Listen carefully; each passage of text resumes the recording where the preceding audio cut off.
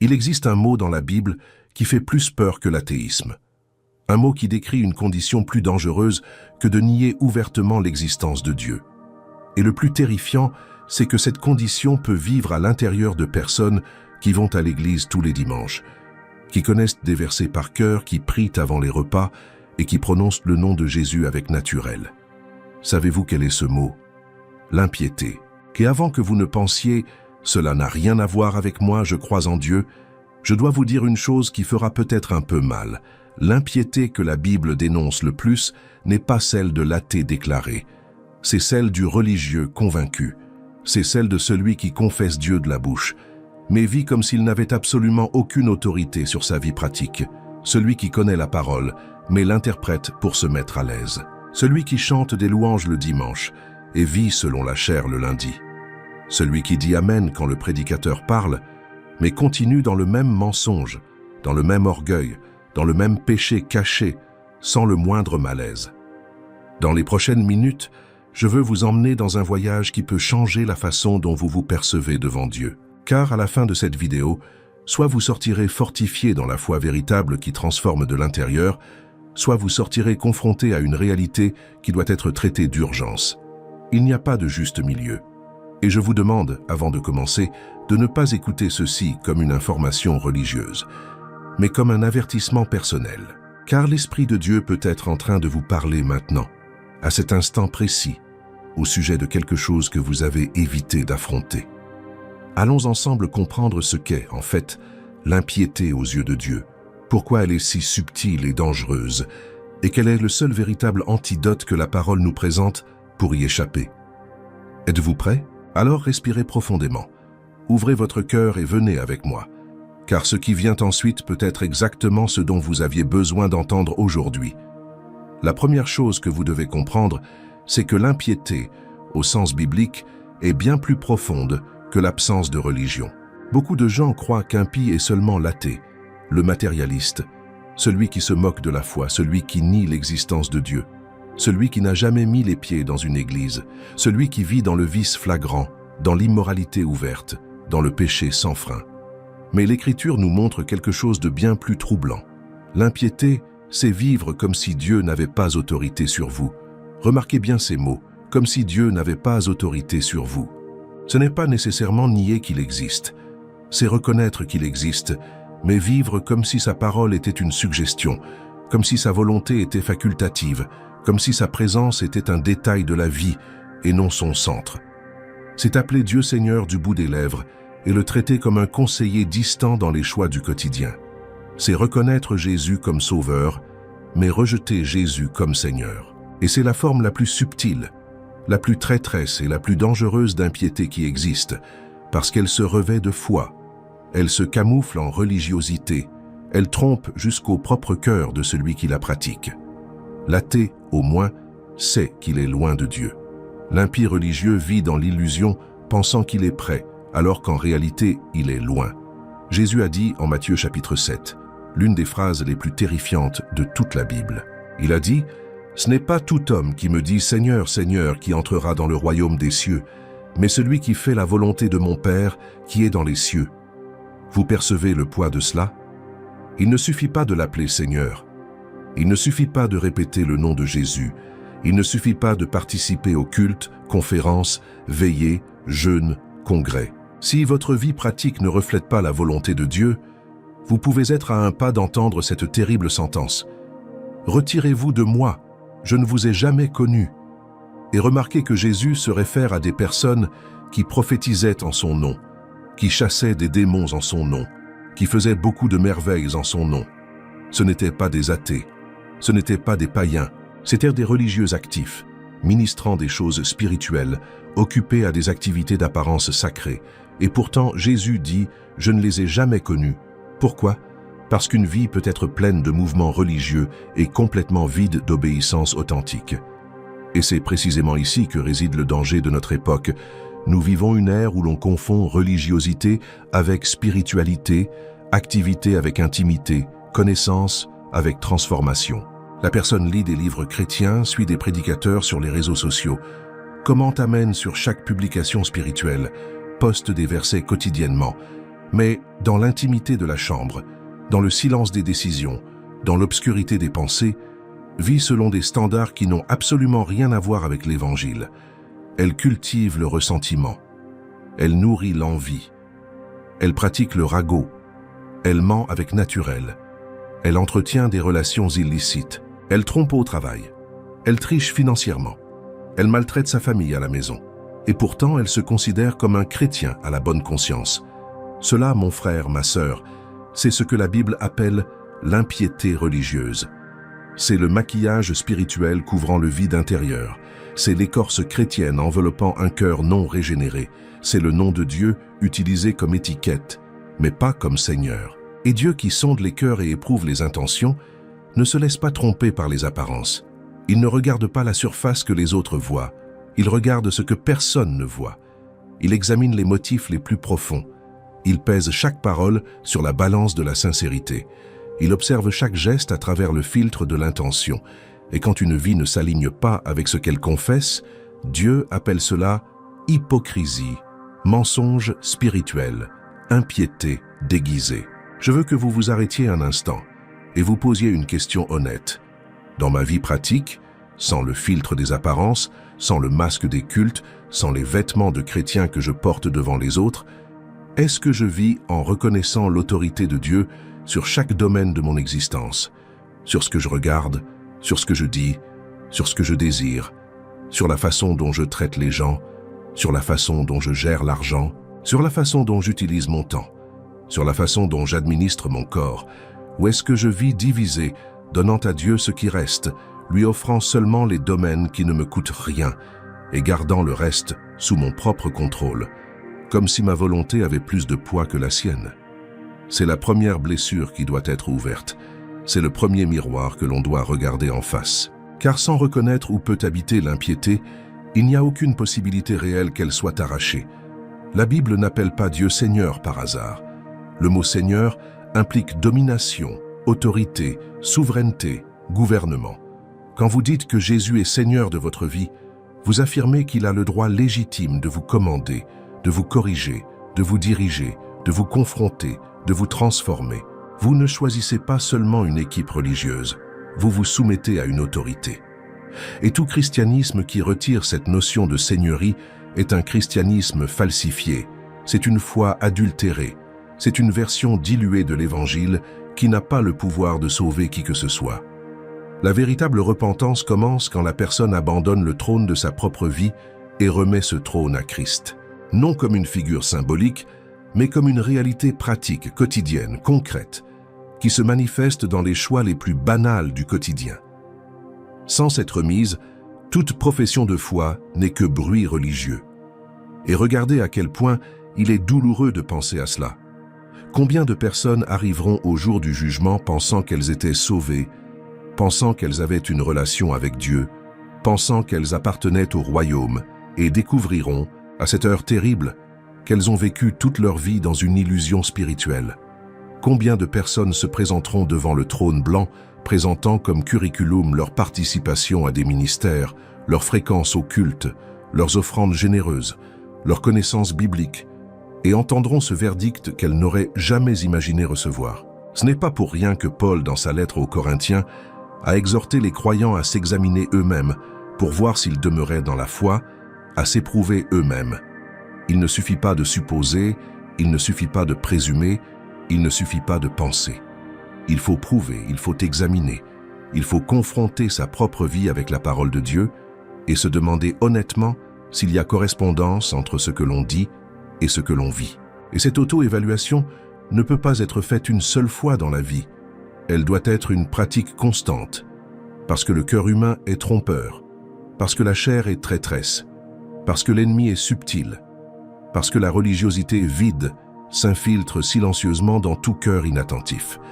La véritable spiritualité n'est pas un vêtement qu'on porte le dimanche et qu'on accroche au cintre le lundi. C'est une nature nouvelle, une vie nouvelle, un caractère formé par Christ qui s'exprime en tout le temps, dans tous les lieux, devant toutes les personnes, avec ou sans témoin. Si votre spiritualité change selon l'environnement, si votre langage est l'un à l'église et l'autre au travail, si votre comportement est une chose quand il y a des croyants à proximité et tout à fait différents quand vous êtes seul, alors il est temps de s'arrêter et de demander avec toute la sincérité du monde, suis-je vraiment un enfant de Dieu ou suis-je seulement un religieux bien entraîné? Ce questionnement n'est pas pour vous paralyser, mais pour vous éveiller. Il n'est pas pour vous condamner, mais pour vous conduire à un nouveau niveau d'honnêteté spirituelle. Car tant que vous vous contenterez des apparences, vous n'expérimenterez jamais la foi réelle que la parole promet. Et cette foi réelle est exactement ce dont nous allons parler à partir de maintenant, avec plus de profondeur, car c'est en elle que se trouve l'antidote contre cette impiété silencieuse qui a tué la vie spirituelle de tant de gens. Et ici, avant d'avancer, j'ai besoin de vous ouvrir le cœur sur une chose. Je sais combien il est difficile de vivre tout cela en pratique, jour après jour, au milieu des pressions de la routine, des factures, des relations, des propres batailles intérieures. C'est pourquoi là, dans le premier commentaire épinglé, j'ai laissé un guide dévotionnel de 30 jours qui a été préparé justement pour ceux qui souhaitent approfondir cette marche de foi authentique, avec des réflexions quotidiennes, des passages bibliques dirigés et des questions qui confrontent le cœur avec amour et vérité. Si vous sentez que vous êtes à ce moment de vouloir sortir de la superficialité spirituelle et vivre quelque chose de plus réel avec Dieu, allez dans le premier commentaire épinglé et jetez un coup d'œil à ce matériel qui peut être exactement le complément de ce message que vous écoutez maintenant. Maintenant, continuons, car le prochain point est peut-être le plus inconfortable de tous. Vous pouvez fréquenter une église depuis 20 ans, vous pouvez avoir été baptisé, vous pouvez lire la Bible quotidiennement, vous pouvez diriger un ministère, vous pouvez avoir passé tous les tests doctrinaux qui existent, vous pouvez citer des versets avec la fluidité d'un théologien, vous pouvez même avoir une réputation irréprochable devant la communauté chrétienne, et pourtant vivre dans l'impiété. Cela semble dur, cela semble choquant, cela semble exagéré, mais c'est exactement ce que Jésus a affronté tout au long de son ministère terrestre. Les pharisiens étaient les religieux les plus dévoués de leur époque. Ils jeûnaient 2 fois par semaine. Ils donnaient la dîme de tout, y compris des herbes les plus insignifiantes. Ils priaient debout sur la place publique avec des vêtements spéciaux. Ils connaissaient toute la Torah par cœur. Ils passaient des heures à étudier les écrits. Ils étaient considérés comme les hommes les plus spirituels de la nation. Et c'est exactement à leur sujet que Jésus a prononcé les paroles les plus sévères qu'il ait jamais adressées à quiconque. Il les a appelés hypocrites. Il les a appelés sépulcres blanchis, beaux à l'extérieur, pleins d'ossements pourris à l'intérieur. Il les a appelés race de vipères. Il a dit qu'ils filtrèrent le moucheron et avalèrent le chameau, qu'ils nettoyaient l'extérieur de la coupe alors que l'intérieur restait sale, qu'ils chargeaient de fardeaux pesants les épaules des autres sans bouger le doigt pour les aider. Pourquoi Jésus a-t-il été si dur avec des personnes si religieuses? Parce que la religiosité sans régénération est la forme la plus dangereuse d'éloignement de Dieu qui existe. C'est un éloignement masqué, un éloignement déguisé, un éloignement qui se sent à l'aise parce qu'il a tous les badges religieux pour se justifier. Et cette même réalité reste vivante aujourd'hui. Vous pouvez avoir un agenda spirituel bondé et un cœur spirituellement vide. Vous pouvez être occupé à servir à l'Église et complètement éloigné de Dieu dans votre intimité. Vous pouvez prêcher des sermons puissants le dimanche et rentrer à la maison pour nourrir des péchés qui feraient honte à n'importe quel croyant sincère. Ce n'est pas de la théorie, cela arrive. Je l'ai déjà vu arriver. Vous l'avez probablement déjà vu aussi. Peut-être que vous vivez cela maintenant. Et c'est par amour qu'il faut parler de ces choses. Non par jugement, non par critique vide, mais par amour authentique, parce que personne ne veut arriver devant Dieu dans l'éternité en découvrant qu'il a vécu une foi inventée. Pensez avec moi. À quoi sert de savoir que Dieu existe si vous ne vivez pas selon sa volonté? À quoi sert de connaître la Bible si vous n'obéissez pas à ce qu'elle enseigne? À quoi sert de savoir que Jésus est mort pour vos péchés si vous continuez à vous livrer aux mêmes péchés sans aucun signe de lutte? À quoi sert de chanter sur la grâce si vous n'avez jamais été vraiment brisé par elle? Jacques, dans sa lettre, a été catégorique en disant « Soyez réalisateur de la parole, et non seulement auditeur, vous trompant vous-même. » Percevez-vous l'expression? Vous trompant vous-même. L'auditeur qui ne pratique pas est trompé, mais il ne trompe pas les autres, il se trompe lui-même. Et cette auto-tromperie est cruelle, car elle place la personne dans une zone de confort spirituel où elle se sent en sécurité sans l'être, où elle croit être sauvée sans aucune preuve réelle de ce salut, où elle vit dans une relation imaginaire avec Dieu, tandis que sa vie pratique prouve exactement le contraire. La parole de Dieu n'a pas été donnée pour nous informer, elle a été donnée pour nous transformer. La Bible n'est pas un livre de culture générale religieuse, c'est la révélation vivante du Dieu saint qui exige une réponse d'obéissance et de foi. Si vous consommez du contenu chrétien sans être confronté, sans être défié, sans être brisé, sans être transformé, quelque chose ne va pas. Ou le contenu est adultéré, ou votre cœur est endurci. Il n'y a pas de troisième option. La vérité de la parole, quand elle est reçue avec sincérité, produit toujours du fruit. Toujours. Ce peut être fruit de repentance, fruit de brisement, fruit de changement, fruit d'obéissance, fruit de paix, fruit de joie, fruit de patience. Mais elle produit toujours quelque chose. Si vous écoutez, écoutez, écoutez, et rien ne change, rien ne bouge, rien ne se transforme dans votre vie, il est temps de s'arrêter et de demander honnêtement. Mon cœur est-il encore sensible ou est-il devenu pierre au fil du chemin? Car le prophète Jérémie a averti que le cœur est tortueux par-dessus tout, et il est méchant. Qui peut le connaître? Et c'est une vérité que nous, chrétiens, devons nous rappeler tous les jours. Notre cœur n'est pas fiable quand on le laisse à lui-même. Notre cœur est capable de s'auto-tromper de 1000 manières différentes. Notre cœur arrive à construire des narratifs religieux convaincants pour justifier des péchés que Dieu condamne.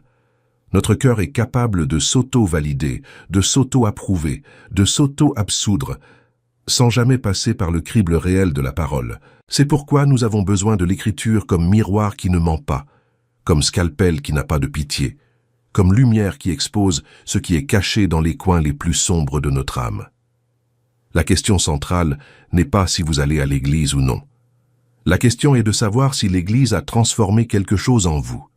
La question n'est pas si vous lisez la Bible ou non. La question est de savoir si la Bible a changé votre esprit, votre cœur, vos choix. La question n'est pas si vous priez ou non. La question est de savoir si la prière vous a rapproché du caractère de Christ ou si elle a été seulement un rituel décoratif sans aucun impact réel. La question n'est pas si vous servez dans un ministère ou non. La question est de savoir si votre service jaillit d'un cœur livré ou s'il est seulement une autre forme de chercher la reconnaissance, la validation, le statut spirituel. Tout, absolument tout dans la vie chrétienne, doit passer par le test de la motivation intérieure, car Dieu n'est pas impressionné par la quantité de vos activités religieuses, il est intéressé par la qualité de votre cœur devant lui. Il préfère 1000 fois un cœur brisé et contrit que 1000 offrandes de celui qui vit dans le péché conscient. David, qui a péché gravement et a été confronté par Nathan, a écrit au psaume 51. « Tu ne désires pas de sacrifice, sinon je t'en offrirai. Tu ne prends pas plaisir aux holocaustes. Les sacrifices qui sont agréables à Dieu, c'est un esprit brisé. Ô Dieu, tu ne dédaignes pas un cœur brisé et contrit. » Percevez-vous la profondeur de cela? Ce que Dieu veut, ce n'est pas votre apparence religieuse, c'est votre cœur. Et si votre cœur est impur, divisé, faux, aucune quantité d'activité religieuse ne compensera cette absence. C'est pourquoi l'invitation que je vous fais maintenant, au milieu de cette réflexion, est une invitation à l'honnêteté radicale avec vous-même. Enlevez le masque. Au moins devant Dieu, enlevez le masque. Il n'y a pas moyen de continuer à faire semblant devant celui qui vous connaît depuis le ventre de votre mère, devant celui qui sait les pensées avant que vous ne les formuliez, devant celui qui connaît chaque motivation cachée au fond de votre âme. La seule façon de commencer à sortir de l'impiété religieuse est d'arrêter de faire semblant et de reconnaître où vous êtes réellement. Cette reconnaissance est douloureuse, mais elle est libératrice. C'est comme enlever un pansement d'une blessure infectée.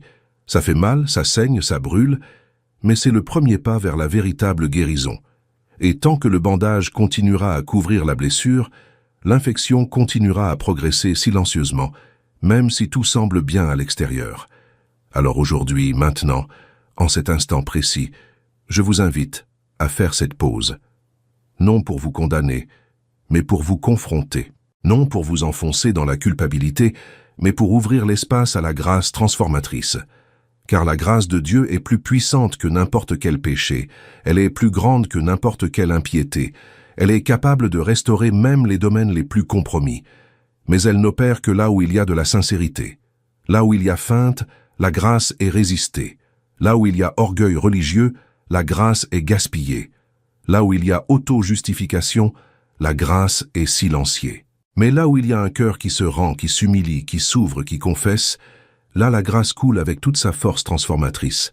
En avançant encore plus dans cette réflexion, nous devons regarder avec clarté le troisième point de cet avertissement. L'impiété religieuse apparaît de façon très spécifique quand la personne connaît la vérité, mais ne la pratique pas. Elle confesse Dieu de la bouche, mais le nie par ses attitudes. C'est l'un des paradoxes les plus tristes de la vie chrétienne contemporaine. Nous vivons une génération avec accès au plus grand volume de contenu biblique jamais produit dans l'histoire. Il n'y a jamais eu autant de livres chrétiens disponibles. Il n'y a jamais eu autant de chaînes avec des prédications de qualité. Il n'y a jamais eu autant de cours théologiques accessibles. Il n'y a jamais eu autant d'églises à chaque coin de rue. Il n'y a jamais eu autant de temples, autant de prédicateurs, autant de matériel, autant de conférences, autant d'événements. Et paradoxalement, il n'y a jamais eu autant de superficialité spirituelle, autant d'apostasie déguisée, autant de péchés tolérés au sein de la communauté chrétienne, autant de vies transformées en simples discours religieux sans substance. Comment cela se peut-il?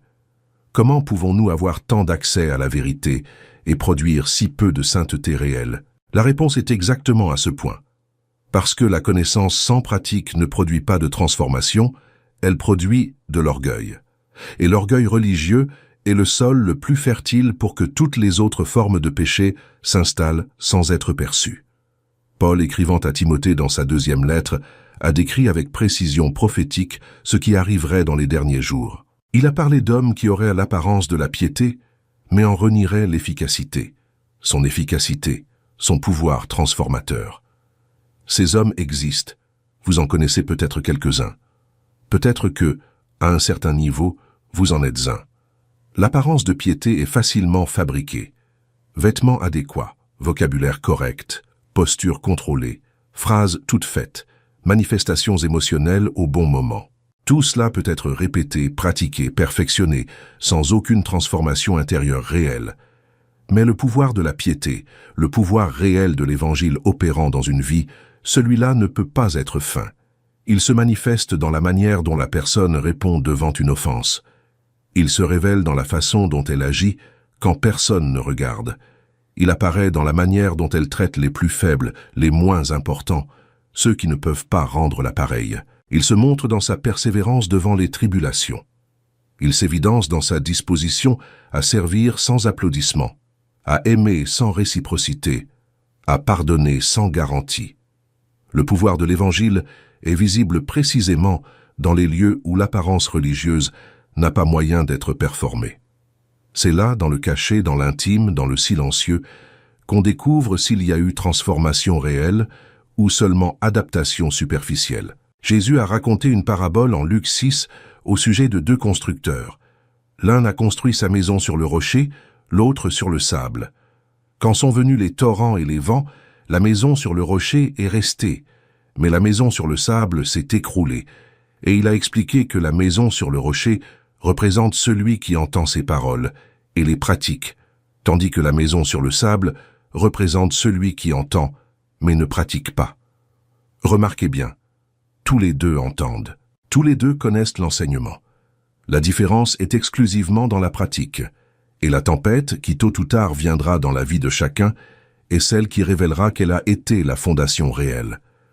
Ce n'est pas la quantité de connaissances religieuses qui soutient une vie, c'est la pratique constante de ce que l'on connaît. Vous pouvez avoir un séminaire entier stocké dans votre tête, mais si rien de cela ne descend jusqu'à vos mains, jusqu'à vos pieds, jusqu'à votre bouche, jusqu'à votre cœur, jusqu'à vos choix quotidiens, cette connaissance devient inutile, ou pire, elle devient accusatrice au jour du jugement. Car vous saurez encore plus sur la base de ce que vous saviez et n'avez pas vécu.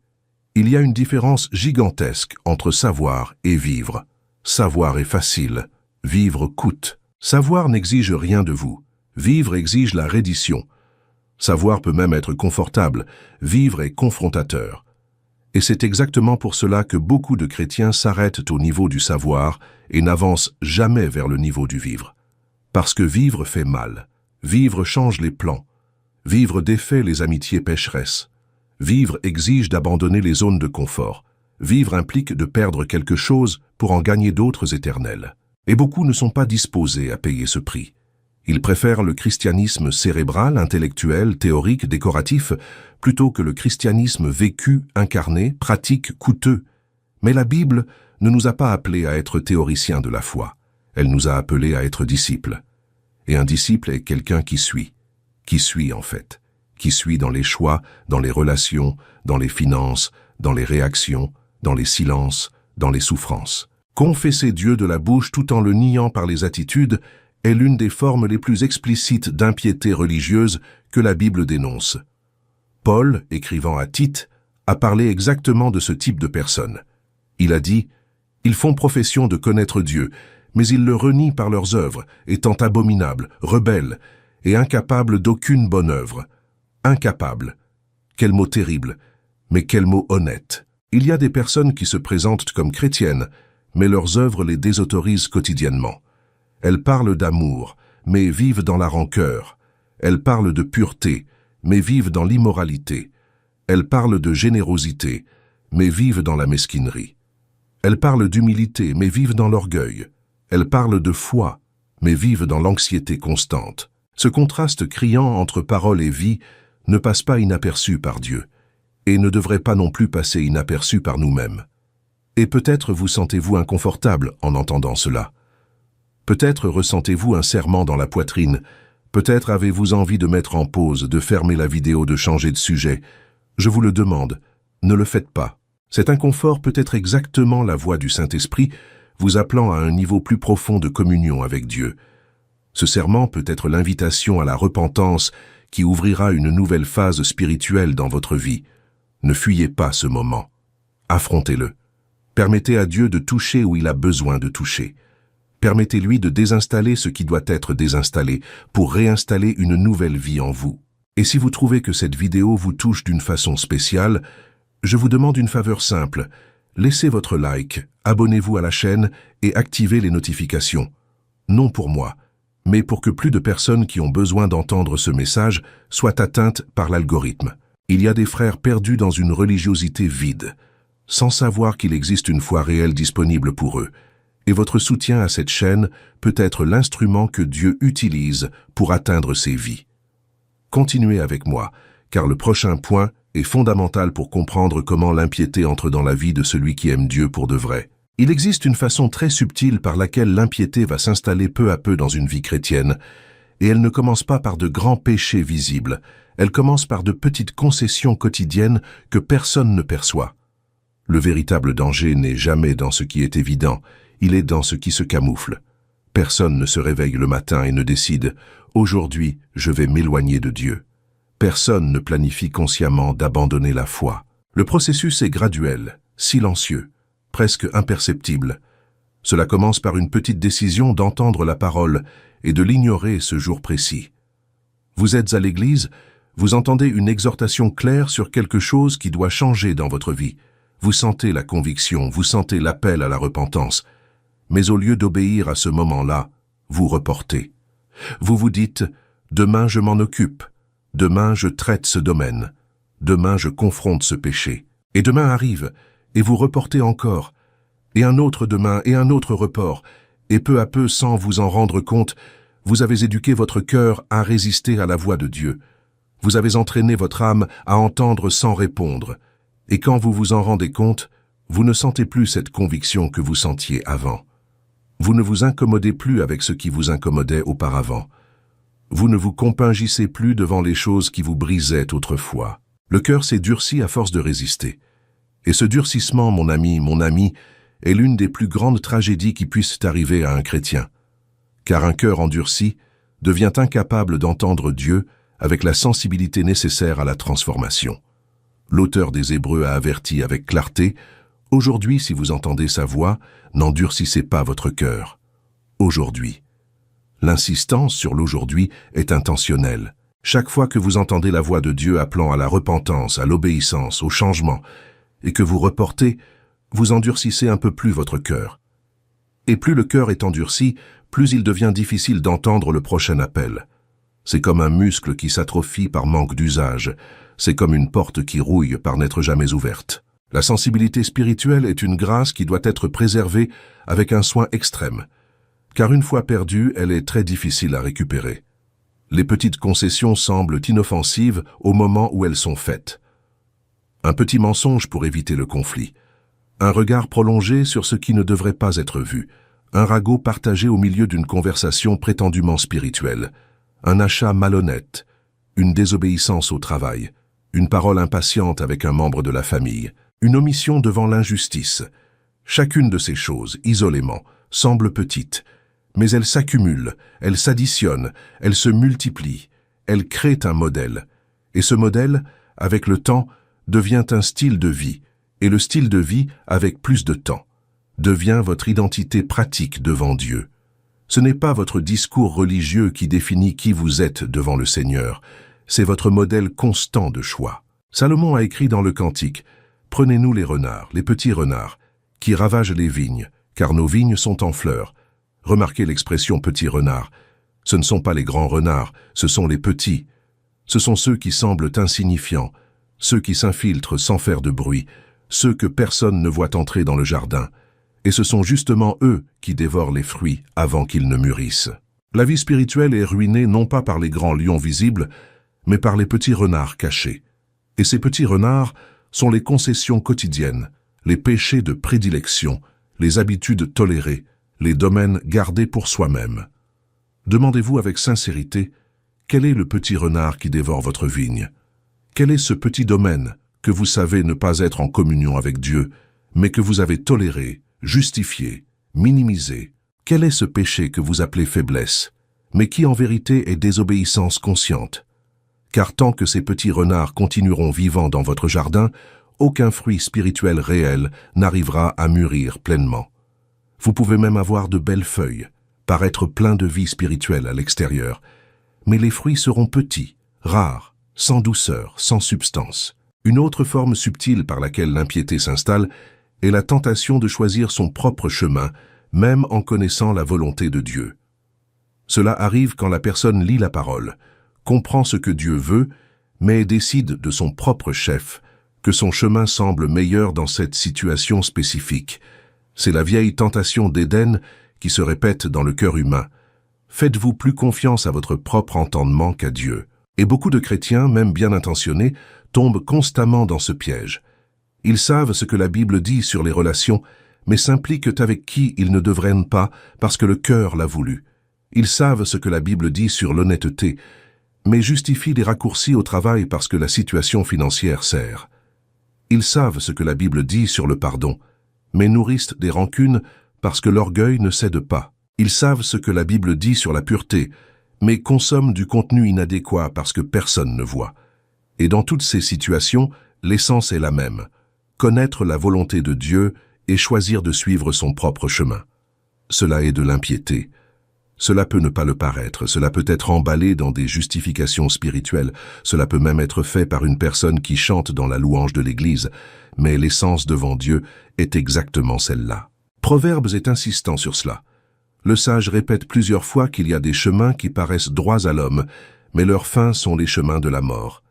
Il y a des décisions qui semblent bonnes, qui semblent correctes, qui semblent avoir du sens à partir de la perspective humaine, mais qui sont complètement en dehors de la volonté de Dieu. Et ici, entre un principe crucial, l'obéissance au Seigneur ne dépend pas de ce que sa volonté ait du sens pour vous à ce moment-là. Elle dépend exclusivement du fait que ce soit sa volonté. Beaucoup de fois vous obéirez sans comprendre. Beaucoup de fois vous obéirez même quand votre raison crie en sens contraire. Beaucoup de fois vous obéirez même quand tous autour de vous vous traiteront de fous.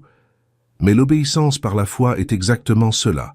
Faire confiance que son chemin est toujours meilleur, même quand vous n'arrivez pas à voir pourquoi. Et ceux qui insistent à choisir leur propre chemin, même en connaissant la volonté révélée, vont récolter frustration après frustration, vont accumuler conséquence après conséquence, vont s'enfoncer dans un puits qu'ils ont eux-mêmes creusé avec leurs propres décisions. Ce n'est pas Dieu qui est cruel quand les choses tournent mal, c'est le résultat naturel d'une vie construite en dehors des principes établis par le Créateur. Et il y a encore ceux qui ont le courage de blâmer Dieu pour les conséquences de leurs propres choix. C'est un autre symptôme d'impiété, l'incapacité d'assumer la responsabilité devant le Créateur. L'impie vit en blâmant les autres, en blâmant les circonstances, en blâmant le destin, en blâmant même Dieu lui-même, sans jamais regarder honnêtement son rôle dans ses propres défaites. Le juste, en contraste, s'examine devant le Seigneur, reconnaît ses fautes, se repent, s'ajuste, avance humilié et fortifié. Je veux vous laisser une réflexion pratique sur ce point.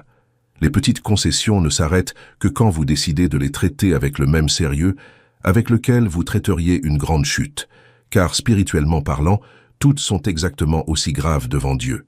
La sainteté n'a pas de degré, elle est absolue. Vous n'êtes pas plus sainte en évitant l'adultère si vous cultivez le ressentiment. Vous n'êtes pas plus spirituel en ne volant pas si vous racontez des ragots.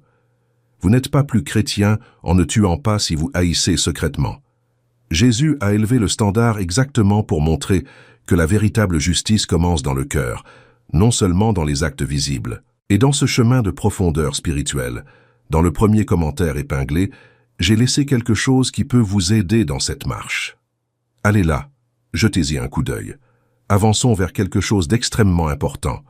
Devant toute cette description de l'impiété religieuse, des petites concessions de la connaissance sans pratique, de la confession sans obéissance, surgit naturellement la question. Alors quelle est la solution?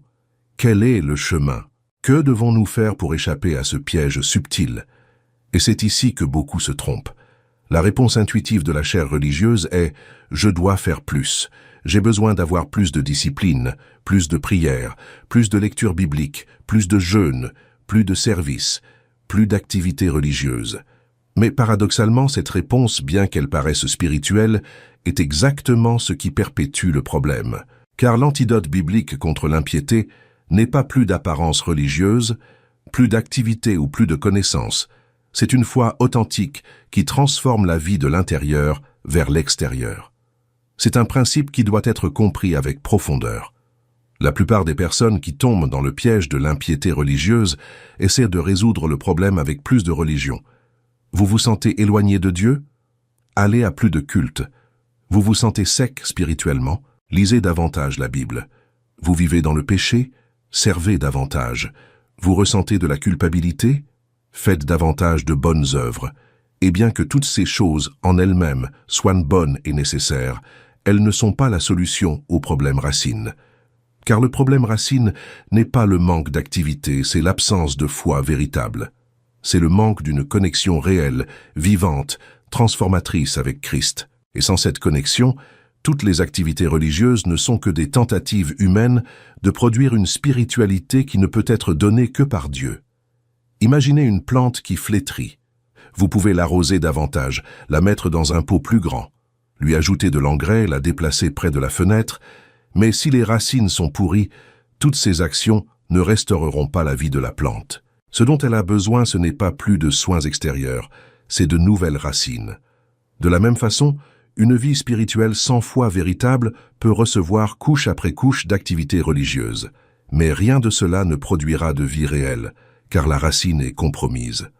Ce dont cette personne a besoin, ce n'est pas plus de religion, c'est une nouvelle connexion avec la source de la vie, qui est Christ. Paul a rendu cela très clair aux Galates, une église qui commençait bien mais s'est égarée vers le légalisme religieux. Ils ont commencé par la foi, mais ont essayé de se perfectionner par la chair, par la discipline, par les œuvres de la loi. Et Paul, avec une indignation sainte, a écrit cette phrase puissante « Êtes-vous tellement insensés? Après avoir commencé par l'esprit, voulez-vous maintenant finir par la chair ?» Combien de chrétiens aujourd'hui répètent la même erreur? Ils ont commencé par l'esprit, dans une conversion authentique, dans une foi réelle, et maintenant ils essaient de maintenir la vie spirituelle à force d'efforts charnels, à force de règles, à force d'activités, à force de tout, sauf de ce qui importe vraiment. La foi vivante en le Christ vivant. La foi authentique transforme la vie parce qu'elle connecte la personne à la source même de la vie spirituelle. Elle n'opère pas des changements superficiels. Elle produit une nature nouvelle, un cœur nouveau, un désir nouveau, une nouvelle orientation intérieure. Quand quelqu'un est authentiquement touché par la foi, il n'obéit pas à Dieu par obligation, il obéit par amour. Il ne fuit pas le péché par peur, il fuit parce que le péché est devenu répugnant devant la gloire qu'il contemple maintenant en Christ. Il ne sert pas par apparence, il sert par gratitude débordante. Tout change quand la foi est authentique. Et c'est exactement cette transformation intérieure qui distingue le chrétien réel du religieux vide.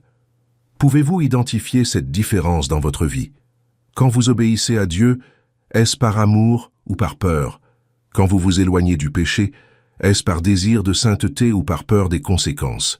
Quand vous servez, est-ce par gratitude ou par recherche d'approbation? Ces questions sont inconfortables, mais nécessaires, car elles révèlent d'où vient votre spiritualité. Si elle vient de la foi authentique, elle est durable, transformatrice, libératrice. Si elle vient de l'effort charnel, elle est instable, épuisante, asservissante. Et beaucoup de chrétiens vivent cette seconde réalité sans jamais s'en rendre compte. Ils vivent fatigués d'essayer de maintenir une vie spirituelle à force de volonté, sans jamais expérimenter le repos de la foi que Christ offre. La bonne nouvelle, c'est que l'Évangile est précisément l'invitation au repos.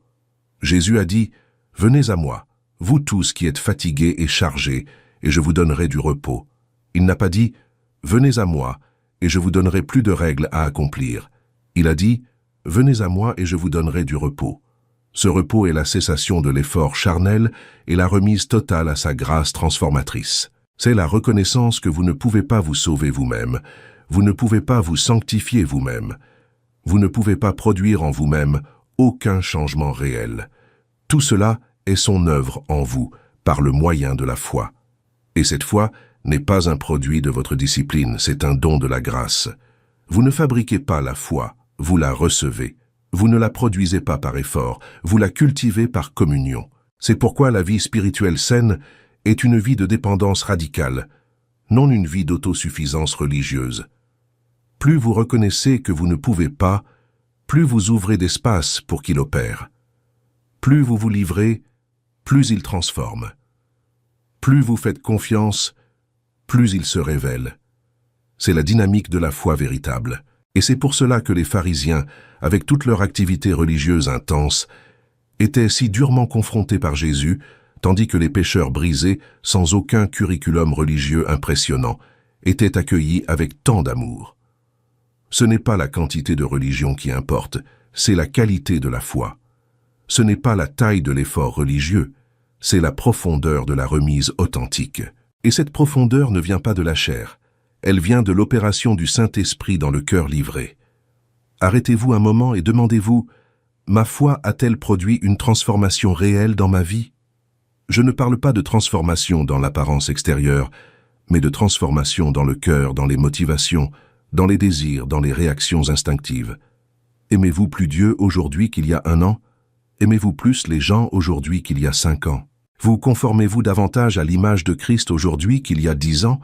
Si la réponse à ces questions est non, peut-être devez-vous réévaluer de quel type de foi vous vivez. Car la foi biblique produit toujours de la croissance.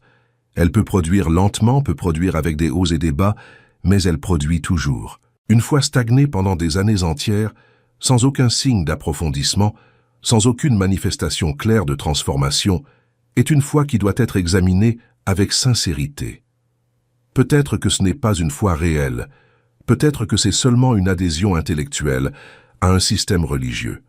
Et cette différence, qui peut paraître subtile maintenant, sera éternellement déterminante au jour où chacun de nous comparaîtra devant le Seigneur pour rendre des comptes. Passons au 5e point de cette jonction ornée, et il est absolument fondamental. Quand le prophète Habacuc, tourmenté par les injustices de son temps, a crié à Dieu en demandant des réponses, le Seigneur lui a donné une phrase qui est devenue l'un des principes les plus centraux de toute la théologie biblique. Une phrase si importante qu'elle est citée 3 fois dans le Nouveau Testament, dans Romains, dans Galates et dans Hébreux. Cette phrase est « Le juste vivra par la foi ». Cela peut paraître simple, mais à l'intérieur de cette petite sentence est contenue toute une vision du monde, un mode complet de vivre qui s'oppose directement au mode de vie de l'impie. Et comprendre cette opposition est fondamental pour sortir définitivement de l'impiété religieuse. Le juste vivra par la foi. Remarquez bien les mots. Ce n'est pas le juste sera sauvé par la foi seulement, c'est le juste vivra par la foi. C'est-à-dire, la foi n'est pas seulement le point d'entrée dans le royaume, c'est la forme continue d'exister à l'intérieur de celui-ci. Ce n'est pas quelque chose que vous utilisez une fois pour vous convertir et qu'après, vous commencez à vivre par votre propre capacité.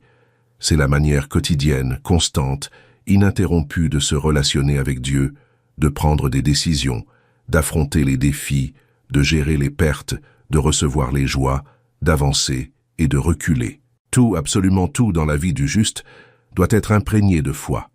Et c'est exactement à ce point que l'on voit la différence criante entre le juste et l'impie. L'impie vit par l'apparence. Sa spiritualité, quand elle existe, n'est qu'une couche externe qui sert à des fins sociales, culturelles, familiales ou même économiques. Il fait partie d'une communauté religieuse parce que c'est ce qui est attendu de lui, parce que c'est ce qui a toujours été fait dans sa famille, parce que cela offre des bénéfices sociaux, parce que cela remplit un vide émotionnel, mais non parce qu'il expérimente réellement une communion vivante avec Dieu. Sa religiosité est un masque, et comme tout masque, elle tombe quand la vie sert vraiment. L'impie vit aussi par les œuvres, dans le mauvais sens du terme. Il croit que sa valeur devant Dieu dépend de ce qu'il fait, de ce qu'il offre, de ce qu'il arrive à produire. Il vit dans une balance éternelle, en essayant d'équilibrer les bonnes actions contre les fautes, en essayant de compenser les péchés par des actes de bonté, en essayant d'acheter l'approbation divine par des sacrifices humains. Cette logique d'échange est la base pratiquement de toutes les religions humaines, et c'est exactement ce que l'évangile de Christ est venu détruire. Vous ne pouvez pas acheter la grâce, vous ne pouvez pas mériter la faveur de Dieu, vous ne pouvez pas accumuler assez de bonnes œuvres pour compenser votre condition pécheresse. Toute cette tentative est une forme sophistiquée d'impiété, car elle place l'être humain au centre de l'équation salvifique, à la place de Christ lui-même. Et l'impie vit encore par la vision humaine. Il prend des décisions basées exclusivement sur ce qu'il voit, sur ce qu'il comprend, sur ce qu'il arrive à calculer. Sa vie est régie par la raison, par les circonstances, par les probabilités. Il n'arrive pas à faire des pas qui n'ont pas de sens aux yeux du monde, car pour lui n'a de sens que ce qui a une garantie humaine. Et comme la vie est pleine de situations où la seule alternative est de faire confiance à quelque chose de plus grand que sa propre compréhension, l'impie finit paralysé, anxieux, défait, sans savoir comment avancer. En contraste, le juste vivra par la foi. Cette foi est sa respiration quotidienne, c'est son système opérationnel interne, c'est la façon dont il traite la réalité. Le juste fait confiance à Dieu même quand il ne voit pas. Il marche en obéissance même quand il ne comprend pas. Il prend des décisions alignées avec la parole même quand toutes les circonstances crient en sens contraire. Il se relève après chaque chute parce qu'il sait en qui il a cru. Il reste ferme dans les tempêtes parce que sa fondation n'est pas ce qu'il voit, c'est en qui il croit. Et cette façon de vivre ne vient pas de la chair, elle vient de l'esprit. Elle ne vient pas de l'effort propre, elle vient de l'opération du Seigneur dans celui qui s'est livré sincèrement à lui. C'est pourquoi il est si important d'examiner de quelle façon vous avez vécu.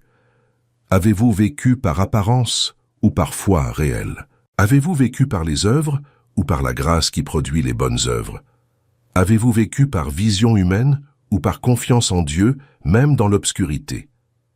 Ces questions doivent recevoir des réponses avec une extrême sincérité. Car la vie par la foi n'est pas un concept théorique, c'est une réalité pratique qui se manifeste dans chaque choix quotidien. Quand vous prenez une décision financière difficile, consultez-vous Dieu ou calculez-vous seulement les risques. Quand vous êtes à une croisée de chemin professionnel, cherchez-vous la volonté du Seigneur ou pesez-vous seulement les avantages? Quand vous affrontez une relation conflictuelle, répondez-vous selon la sagesse de la parole ou selon vos impulsions naturelles? Chacune de ces situations est un test pratique de foi, et les résultats accumulés de ces tests construisent avec le temps ce qu'on peut appeler une vie par la foi, ou alors, malheureusement, une vie par la chair déguisée en religion. Hébreux chapitre 11, qui est connu comme le chapitre de la foi, montre une galerie d'hommes et de femmes qui ont vécu exactement ce principe. Abel a offert par la foi, Enoch a marché avec Dieu par la foi, Noé a construit l'arche par la foi, Abraham a quitté son pays par la foi. Sarah a conçu par la foi. Moïse a choisi de souffrir avec le peuple de Dieu par la foi. Tous, même sans avoir reçu la totalité des promesses, ont persévéré par la foi jusqu'à la fin. Et le chapitre conclut en disant que sans la foi, il est impossible de plaire à Dieu.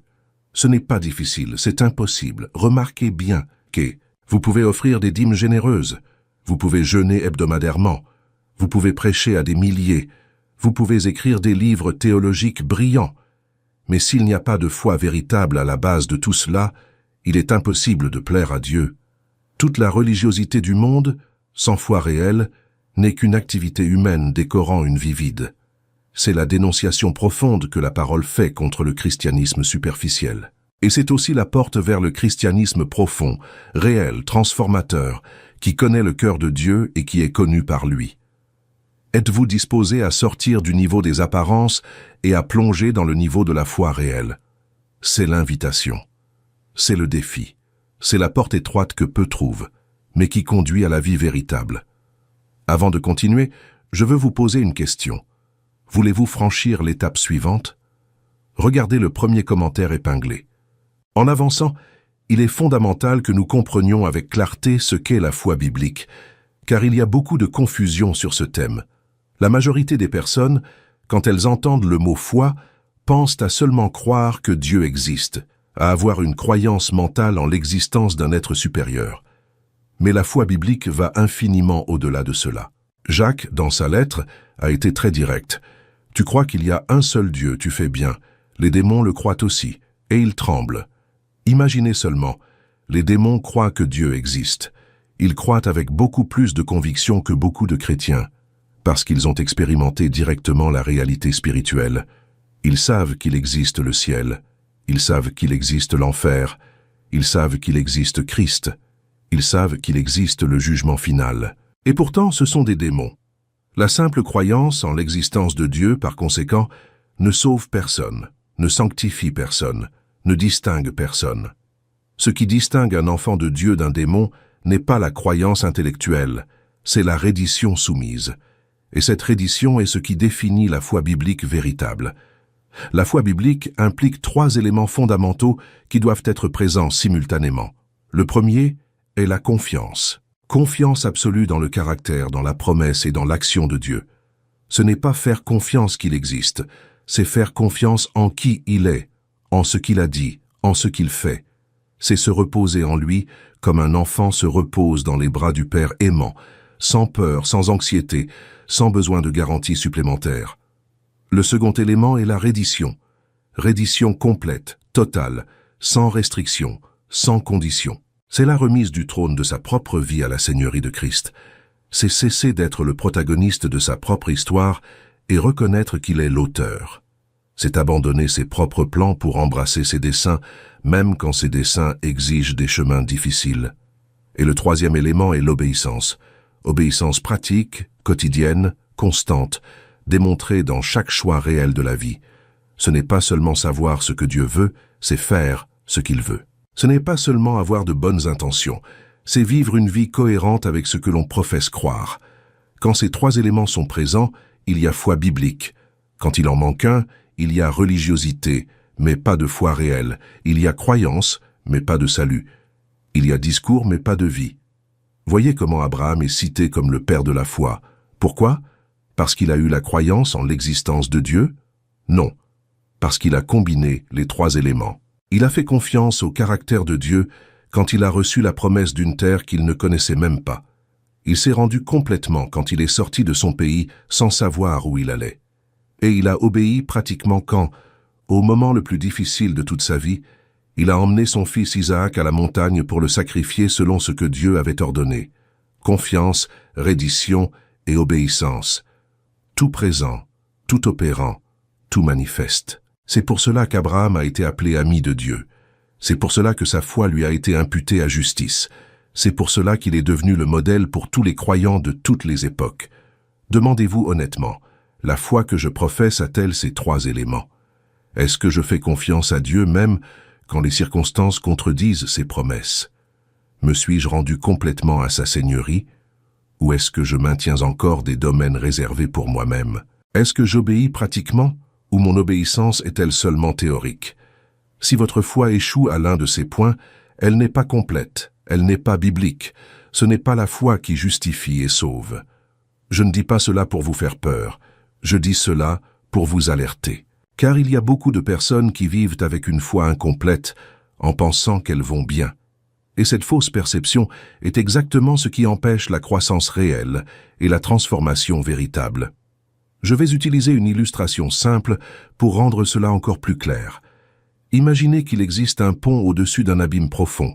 Vous devez traverser pour arriver de l'autre côté. Vous pouvez croire que le pont existe. Vous pouvez croire qu'il est sûr. Vous pouvez même étudier sa structure en détail, examiner ses matériaux, calculer sa capacité de charge.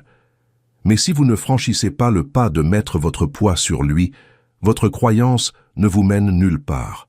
Vous restez exactement du même côté de l'abîme. La foi réelle, c'est franchir le pas. C'est faire confiance pour de vrai. C'est se livrer pour de vrai. C'est marcher sur le pont même en sentant le vent, même en entendant le bruit de l'abîme en dessous, même en ne voyant pas clairement l'autre côté. Beaucoup de chrétiens ont une croyance théorique sur le pont, mais n'ont jamais mis le poids de leur vie sur lui. Ils vivent au bord de l'abîme, religieusement convaincus de l'existence du pont, mais existentiellement incapables de le traverser. Et cette incapacité n'est pas un manque d'information, c'est un manque de foi réelle. La foi biblique n'est pas seulement mentale, elle est existentielle. Elle implique la totalité de l'être. Elle englobe l'esprit, la volonté, les émotions, les actions. Tout participe, tout se rend, tout se livre. Et quand cette livraison totale arrive, la vie change. Elle ne change pas en surface, elle change dans l'essence. Elle ne change pas seulement dans le comportement extérieur, elle change dans les désirs les plus profonds du cœur. Le chrétien authentique commence à désirer ce qu'il rejetait auparavant et à rejeter ce qu'il désirait auparavant. C'est le miracle de la régénération. C'est l'œuvre du Saint-Esprit dans le cœur livré. Et quand cela arrive, c'est évident. Il n'y a pas moyen de cacher.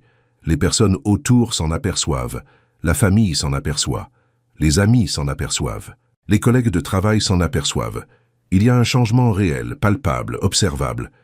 Ce n'est pas la perfection, c'est la direction. Ce n'est pas l'absence de chute. C'est la présence d'un chemin nouveau qui se construit pas à pas. Si vous vivez la même vie depuis votre conversion, avec les mêmes péchés, les mêmes désirs, les mêmes réactions, les mêmes liens, il est temps de questionner s'il y a eu une conversion réelle. Car la foi véritable produit toujours une transformation visible, même si graduelle, même si oscillante, même si imparfaite. Elle produit toujours du mouvement dans la direction de Christ. Et ce mouvement continu, cette marche persévérante en direction de sa ressemblance, est l'une des plus grandes preuves que la foi est authentique. Nous ne parlons pas de perfectionnisme, mais de progrès. Nous ne parlons pas d'impeccabilité, mais de direction. Nous ne parlons pas d'absence de lutte, mais de lutte constante contre le péché et en quête de la sainteté. Tout cela est fruit de la foi réelle, opérant à l'intérieur du croyant régénéré. En avançant maintenant vers un point qui peut-être incommodera beaucoup de gens, nous devons parler honnêtement de la différence entre la foi morte et la foi vivante. Jacques, à nouveau, est incisif sur cette question. Il dit « Mes frères, à quoi sert-il à quelqu'un de dire qu'il a la foi s'il n'a pas les œuvres? Cette foi peut-elle le sauver? Et plus loin, la foi, si elle n'a pas les œuvres, est morte en elle-même. Et encore, comme le corps sans esprit est mort, ainsi la foi sans les œuvres est morte. » Pouvez-vous percevoir la clarté de ces paroles? Jacques ne suggère pas. Il affirme catégoriquement qu'il existe un type de foi qui est mort, qui ne sauve pas, qui ne fonctionne pas, qui n'est rien d'autre qu'une confession vide, sans aucun effet réel dans la vie. Et cette foi morte est exactement ce que beaucoup de chrétiens contemporains possèdent. Ils confessent croire, mais leur vie ne présente pas de preuve de transformation. Ils disent « Amen », mais continuent à vivre dans le même esclavage qu'avant. Ils chantent des louanges, mais retournent à la maison vers les mêmes vices. Ils prient, mais ne font pas réellement confiance en celui qu'ils entendent prier. Et cette foi, selon la Bible, est morte. Elle n'est pas faible, elle n'est pas endormie, elle n'est pas en hibernation. Elle est morte. Et une foi morte ne justifie pas, ne sauve pas, ne transforme pas et ne conduit pas au ciel. D'un autre côté, la foi vivante est celle qui engendre des œuvres comme preuve naturelle et spontanée de la régénération intérieure. Attention à cette différence subtile mais cruciale. Les œuvres ne sont pas un moyen pour obtenir le salut, elles sont la preuve du salut qui s'est déjà produit. Ne confondez pas ces deux choses. Celui qui travaille pour être sauvé est dans une religion de mérite, que la Bible condamne. Celui qui est sauvé par la grâce, et en conséquence produit des œuvres, vit la foi biblique authentique que la Bible exige. La différence est dans la source et dans la motivation.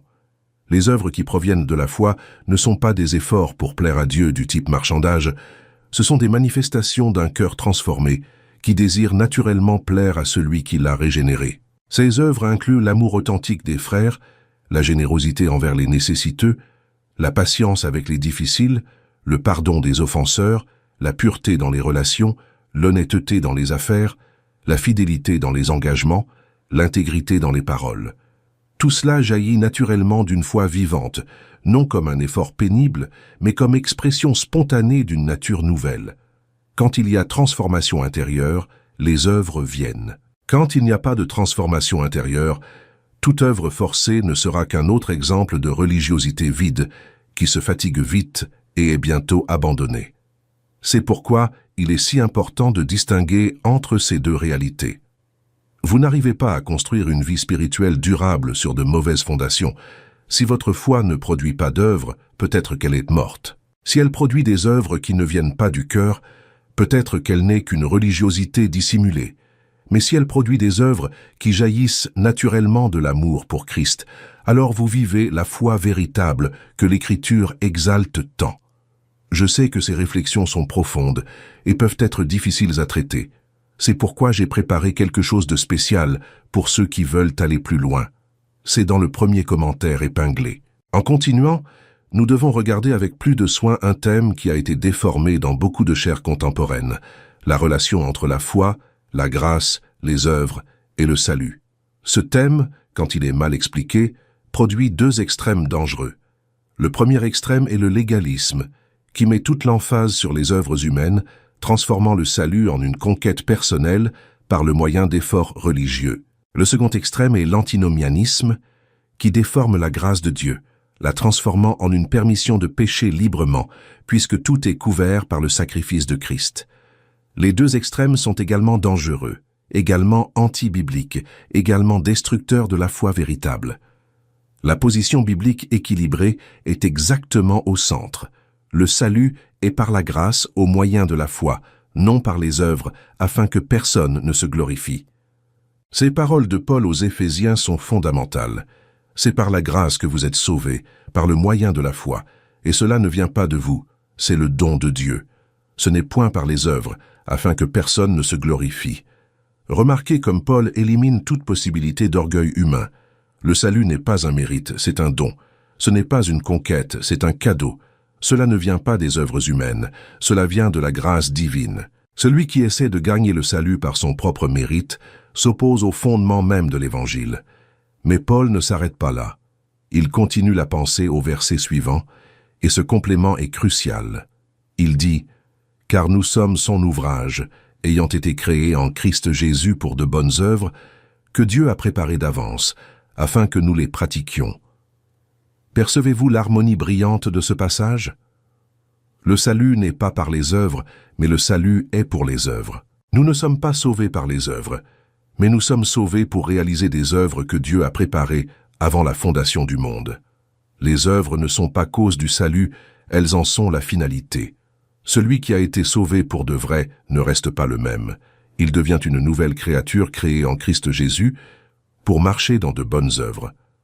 Si une personne professe la foi, mais ne marche pas dans de bonnes œuvres, il y a quelque chose qui ne va pas avec son salut. Soit elle n'a pas été réellement régénérée, soit elle vit en dessous de ce pourquoi elle a été créée. Dans tous les cas, il y a un problème sérieux qui doit être confronté. Cette harmonie entre grâce et œuvre défait tant le légalisme que le libertinisme. Elle montre que la grâce n'est pas une excuse pour la désobéissance, mais le pouvoir pour l'obéissance. Elle révèle que les œuvres ne sont pas un moyen de salut, mais une démonstration du salut reçu. Et elle libère le croyant de l'épuisement d'essayer de produire ce que seul Dieu peut produire, en même temps qu'elle l'appelle au sérieux de vivre cohéremment avec ce qu'il a reçu. Pouvez-vous saisir la beauté de cet équilibre? Pouvez-vous percevoir comment il libère sans alléger le sérieux de la vie chrétienne? Et comment il appelle sans revenir au poids du légalisme? C'est la sagesse de l'Évangile. C'est le secret d'une vie spirituelle saine, joyeuse, productive et persévérante. Et ici, nous entrons dans une observation très sérieuse. Il y a de nos jours une falsification extrêmement dangereuse de l'Évangile qui doit être dénoncée d'urgence. C'est la fausse idée de grâce qui transforme la liberté chrétienne en excuse pour pécher, qui utilise l'amour de Dieu comme justification pour ignorer sa sainteté. Vous avez sans doute déjà entendu des phrases comme « Dieu m'aime tel que je suis, donc je peux continuer tel que je suis. Jésus a déjà payé pour mes péchés, donc je n'ai pas besoin de m'en préoccuper. La grâce couvre tout, donc la sainteté est une exigence dépassée. Nous ne vivons plus sous la loi, nous vivons sous la grâce, donc je peux faire ce que je veux. » Ces phrases, bien qu'elles contiennent des fragments de vérité, sont des déformations très graves de la grâce biblique. La grâce que Christ a apportée n'a pas été un chèque en blanc pour la désobéissance, ça a été le pouvoir transformateur qui libère le pécheur de l'esclavage du péché vers une vie nouvelle de sainteté. Paul a prévu cette déformation et l'a confrontée directement. Il a demandé aux Romains « Que dirons-nous donc? Demeurerons-nous dans le péché afin que la grâce abonde ?» Et il a lui-même répondu de façon catégorique « Loin de là. Nous qui sommes morts au péché, comment vivrions-nous encore dans le péché? » Voyez l'indignation sainte de Paul devant cette déformation. Loin de là. Dans certaines traductions, l'expression est traduite par « à Dieu ne plaise » ou « que cela n'arrive jamais ». Paul s'horrifie devant l'idée que la grâce puisse être utilisée comme licence pour pécher. Et cette même indignation devrait habiter le cœur de tout chrétien véritable, car la grâce qui justifie est la même grâce qui sanctifie. Elle ne vient pas en deux parties séparées, elle vient comme une unité indivisible. Vous ne pouvez pas recevoir la grâce qui pardonne le péché et rejeter la grâce qui en libère. Vous ne pouvez pas accepter Jésus comme sauveur du passé et le refuser comme Seigneur du présent. Tout vient ensemble, ou rien ne vient authentiquement. Cette fausse grâce qui circule dans beaucoup de chairs aujourd'hui produit des chrétiens confortables, vivant dans les mêmes péchés qu'ils avaient avant la conversion, sans aucun inconfort, sans aucun brisement, sans aucun désir de transformation.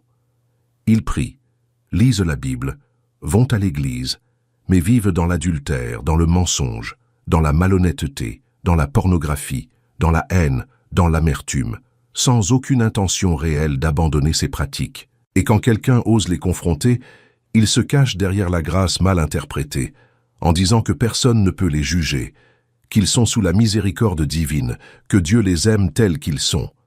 Mais Dieu ne nous aime pas tels que nous sommes pour que nous continuions tels que nous sommes. Il nous aime tels que nous sommes pour nous transformer en ce qu'il a projeté que nous soyons. L'amour authentique de Dieu ne tolère pas notre condition déchue. Il la confronte avec un pouvoir transformateur. Celui qui utilise l'amour de Dieu pour perpétuer sa propre rébellion abuse de la grâce et se moque de la sainteté divine.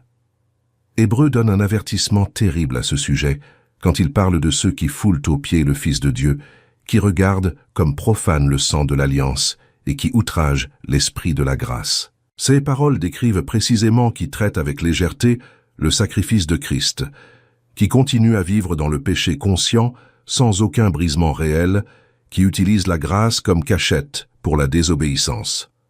Cet avertissement est sévère et mérite d'être entendu avec tout le sérieux. Si vous êtes dans cette situation, je vous supplie, ne méprisez pas votre opportunité de repentance. La grâce qui est abusée par vous aujourd'hui peut être retirée demain. La patience de Dieu, bien que vaste, a des limites. L'opportunité de retour, bien que réelle, n'est pas éternelle. Aujourd'hui, si vous entendez sa voix, n'endurcissez pas votre cœur. Aujourd'hui est le jour du salut. Aujourd'hui est le temps de s'humilier et de revenir de tout cœur. Il n'y a pas de promesse pour demain. En avançant vers le 10e point de cette jonction ornée, il est fondamental de comprendre ce que signifie dans la pratique vivre par la foi au jour le jour. Il ne suffit pas de comprendre théoriquement que la foi est la forme chrétienne de vivre. Nous devons descendre au niveau concret de comment cela se manifeste dans les situations réelles de l'existence. Vivre par la foi signifie, en premier lieu, dépendre de Dieu quotidiennement. pas sporadiquement, pas dans les moments de crise, pas seulement dans les grandes décisions, mais tous les jours, dans chaque aspect de la vie. C'est commencer le jour en reconnaissant que sans lui, vous ne pouvez rien faire. C'est terminer le jour en lui remettant les résultats, quels qu'ils soient. C'est, au milieu du jour, dans la course, se rappeler qu'il est présent, qu'il voit, qu'il agit, qu'il orchestre des choses que vous n'arrivez pas à percevoir. Cette dépendance consciente est l'opposé de l'autosuffisance humaine qui règne à notre époque.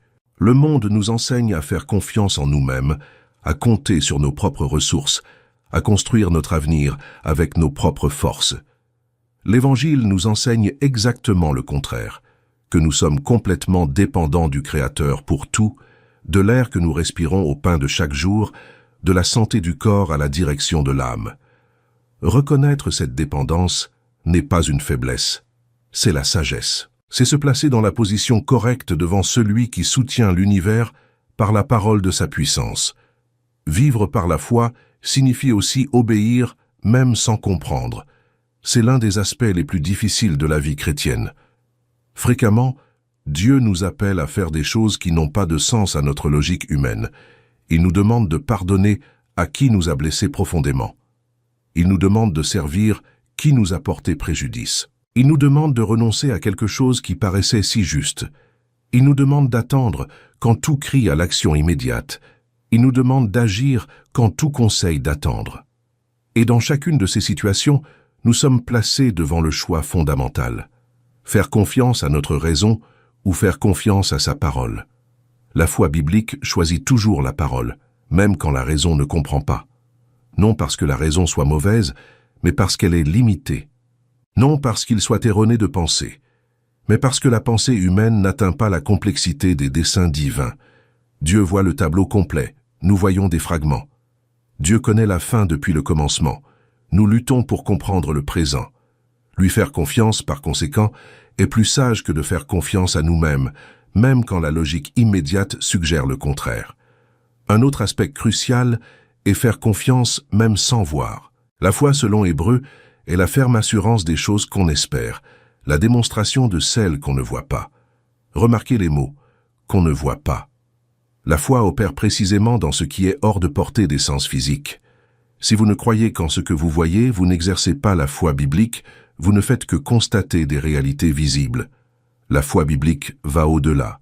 Elle croit aux promesses même quand la réalité visible les contredit. Elle croit à la bonté de Dieu même quand les événements semblent cruels. Elle croit à sa fidélité même quand tous autour sont en train d'être infidèles. Elle croit à son dessein éternel même quand les circonstances temporelles paraissent chaotiques. Cette foi qui fait confiance sans voir est exactement ce qui distingue le chrétien mûr de l'immature, le profond du superficiel, le régénéré du simplement religieux. Et le quatrième aspect, également fondamental, est prendre des décisions guidées par la parole. Voici l'un des tests les plus pratiques d'une vie par la foi. Quand vous devez décider quelque chose, quelle est votre première référence? L'opinion des amis? Les tendances du monde? Vos propres désirs? Ou la parole de Dieu? Celui qui vit par la foi a l'Écriture comme boussole permanente, comme lentille à travers laquelle il interprète toutes les situations, comme filtre à travers lequel il évalue toutes les options. Ce n'est pas que d'autres sources n'aient aucune valeur, mais c'est qu'aucune d'elles ne remplace l'autorité finale de la révélation divine. Quand il y a conflit entre ce que dit la Bible et ce que disent d'autres voix, le chrétien mûr choisit toujours la Bible, non comme un fanatisme aveugle, mais comme conséquence naturelle de celui qui reconnaît qu'il y a là l'unique révélation infaillible du Créateur. Ces quatre aspects ensemble décrivent ce qu'est vivre par la foi, dépendre quotidiennement, obéir sans comprendre, faire confiance sans voir, décider guidé par la parole. Quand ces éléments sont présents dans la vie de quelqu'un, il y a une foi véritable en opération. Quand ils sont absents, toute profession de foi n'est qu'un bavardage. Arrêtez-vous un moment et examinez. Combien de ces éléments sont présents dans votre vie? Combien sont absents? Où avez-vous besoin de croître? Dans lequel de ces aspects avez-vous été négligent? Cette auto-évaluation honnête est l'un des chemins les plus directs vers la croissance réelle. Quand la Bible est prise comme guide pratique, et non seulement comme référence théorique, elle transforme chaque décision, chaque relation, chaque projet, chaque espérance, chaque deuil, chaque victoire de la vie. Non parce qu'elle soit un manuel d'instruction pour tout, mais parce qu'elle révèle des principes éternels qui s'appliquent à toutes les situations temporelles. Le sage qui construit sur ce rocher reste ferme, même quand viennent les tempêtes les plus violentes. L'insensé qui ignore ce rocher s'écroule, même quand ses constructions paraissent impressionnantes de l'extérieur. Et dans cette marche profonde, j'ai laissé dans le premier commentaire épinglé quelque chose qui va vous aider à appliquer tout cela de façon pratique pendant 30 jours d'affilée. Nous arrivons maintenant au point final, celui qui donne la clôture à toute cette réflexion et qui doit être dit avec toute la clarté et le sérieux possible. L'impiété avec toute sa subtilité, avec tous ses déguisements, avec toute son apparence religieuse a des conséquences éternelles, pas temporaires, pas passagères, pas circonstancielles, éternelles. Ce mot doit peser dans votre cœur maintenant. Éternel, pour toujours. Sans fin, sans possibilité de révision, sans opportunité de changement après la mort. La Bible est claire, bien qu'inconfortable, sur la destination finale des impies. Jésus, qui est le sauveur le plus aimant qui ait jamais marché sur cette terre, a parlé plus de l'enfer que tous les prophètes de l'Ancien Testament ensemble. Pourquoi? Parce qu'il aimait trop pour mentir sur la réalité. Il préférait confronter avec la vérité dure pour sauver plutôt que conforter, avec des mensonges doux pour condamner. Il a parlé de feu éternel, de pleurs et de grincements de dents, de séparation définitive de la présence de Dieu, d'un lieu où le ver ne meurt pas et le feu ne s'éteint jamais. Ce ne sont pas des métaphores douces, ce sont des descriptions terribles d'une réalité que personne ne devrait vouloir expérimenter. Et cette réalité n'est pas réservée seulement aux athées déclarés, elle atteint aussi les religieux sans foi véritable, ceux qui ont dit Seigneur, mais n'ont jamais fait la volonté du Père, ceux qui ont confessé de la bouche, mais ont vécu dans la désobéissance pratique. Ce n'est pas par cruauté que Dieu permet cette réalité, c'est par justice. Celui qui rejette l'offre gratuite du salut pendant la vie ne peut pas s'attendre à recevoir après la mort ce qu'il a refusé en vie. Celui qui méprise la grâce offerte en Christ doit affronter la justice méritée par ses propres actes. C'est la logique éternelle du royaume. Mais, en contraste avec cet avertissement terrible, il y a la promesse glorieuse pour celui qui vit par la foi authentique. La foi véritable conduit à la vie véritable, à la communion profonde avec Dieu, à la transformation continue et à la libération de la domination du péché. Pouvez-vous saisir la beauté de ces promesses? Vie véritable, non la demi-vie de la chair qui vit sans but, mais la vie abondante que Jésus a promise, pleine de signification, de but, de paix intérieure, de joie qui ne dépend pas des circonstances.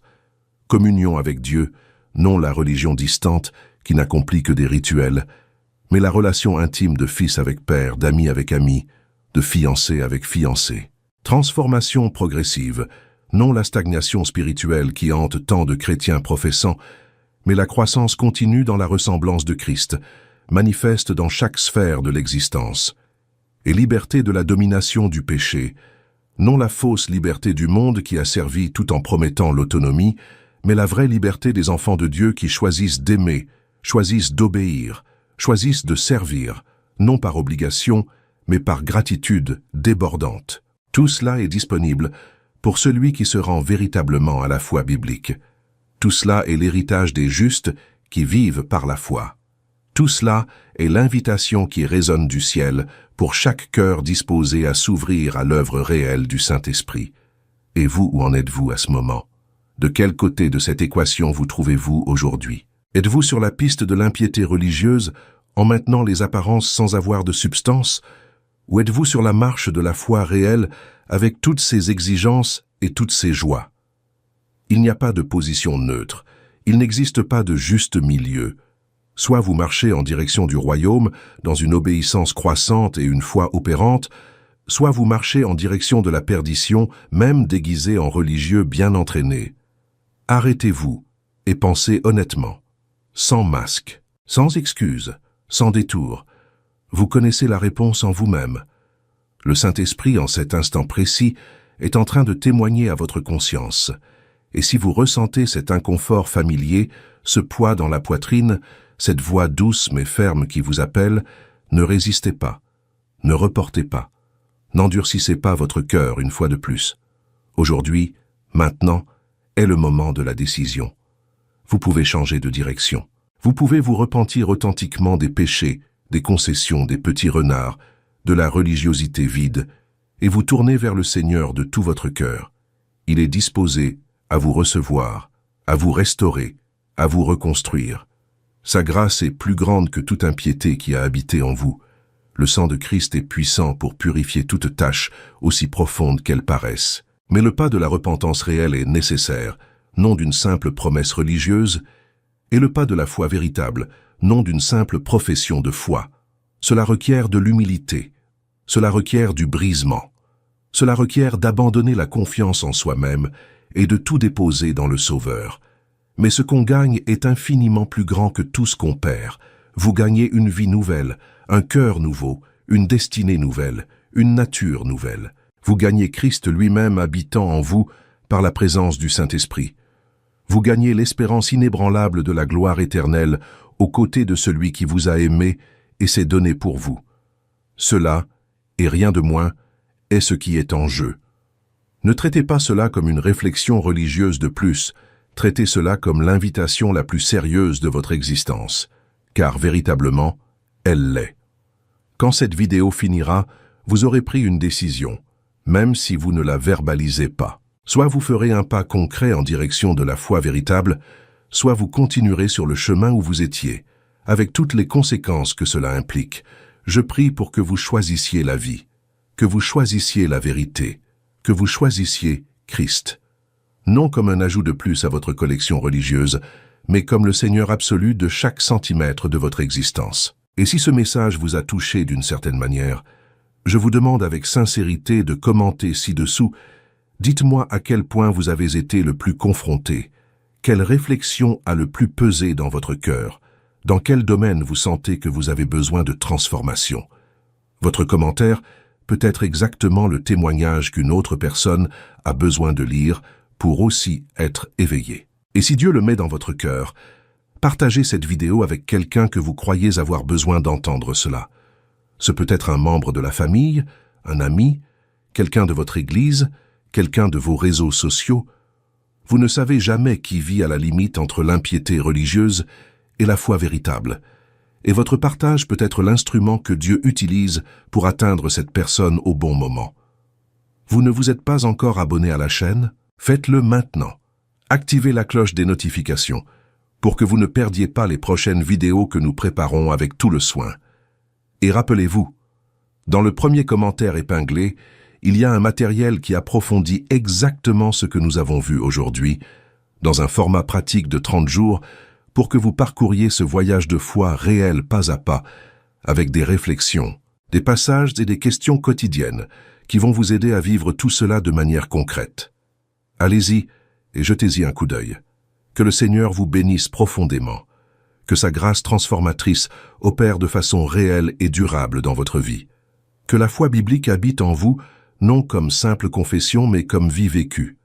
Que la sainteté devienne votre désir le plus profond. Que la communion avec Dieu devienne votre refuge quotidien. Et qu'au jour où vous comparaîtrez devant lui, vous puissiez entendre ces paroles merveilleuses que tout vrai fils désire entendre. C'est bien, bon et fidèle serviteur, entre dans la joie de ton Seigneur. Qu'il en soit ainsi dans votre vie, au nom de Jésus. Amen.